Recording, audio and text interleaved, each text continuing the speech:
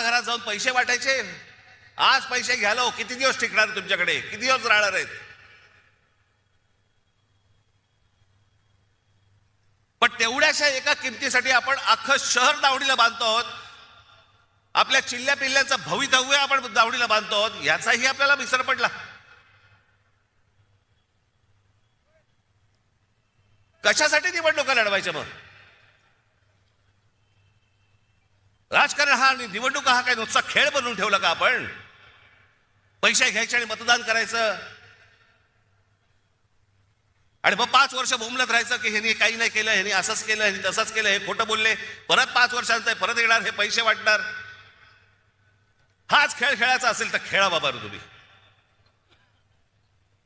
तुम्हाला उत्तम शहर घडवायचं असेल, उत्तम भवितव्य घडवायचं असेल, आपल्या चिल्ल्या पिल्ल्यांचं देखील त्यांना असं वाटलं पाहिजे की या शहरात राहावं असं जर वाटत असेल, आज मी तुम्हाला सांगतोय, आज शिवसेना आणि महाराष्ट्र नवनिर्माण सेनेच्या हातामध्ये तुम्ही आज सत्ता देऊन बघा, तुम्हाला नाशिकमध्ये पुन्हा चमत्कार घडवल्याशिवाय मी राहणार नाही.